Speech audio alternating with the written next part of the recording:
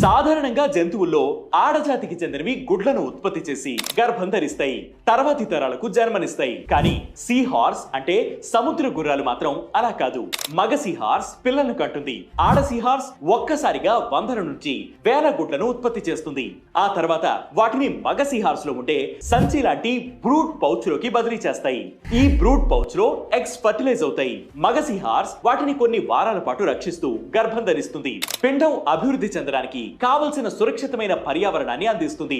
ఇక్కడ గుడ్లు ఆక్సిజన్, పోషకాలు పొందుతాయి. ఈ గర్భకాలం జాతిని బట్టి 9 నుంచి 45 రోజుల వరకు ఉంటుంది. ఒక్కో మగ సీ హార్స్ 5 నుంచి 2000 చిన్న సీ హార్స్ లకు జన్మనివ్వగలదు. అవి పుట్టిన వెంటనే స్వతంత్రంగా నీటిలో ఈదగలుగుతాయి.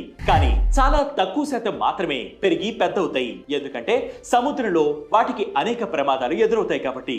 ఈ మేల్ ప్రెగ్నెన్సీ ఎందుకు ఉద్భవించింది అంటే సీ హార్స్ లు నీటిలో నెమ్మదిగా కదులుతాయి. గుడ్లను నీటిలోకి వదిలితే అవి ఇతర జీవులకు ఆహారం అవుతాయి. అలా కాకుండా మగ సీ హార్స్ బ్రూడ్ పౌచ్ లోకి బదిలీ చేస్తే అది గుడ్లకు రక్షణ కవచంలా పనిచేస్తుంది. ఇంకో ఆసక్తికరమైన విషయం ఏంటంటే ఆడ సీ హార్స్ ఎగ్స్ ను బ్రూడ్ పౌచ్ లోకి బదిలీ చేసిన తర్వాత తన శక్తిని మరిన్ని గుడ్లను ఉత్పత్తి చేయడానికి ఉపయోగిస్తుంది. ఇది వాటి సంతానోత్పత్తి రేటును పెంచుతుంది. సీ హార్స్ లు ఒకదానికొకటి చాలా నమ్మకంగా ఉంటాయి. చాలా వరకు జీవితాంతం ఒకే జంటగా ఉంటాయి.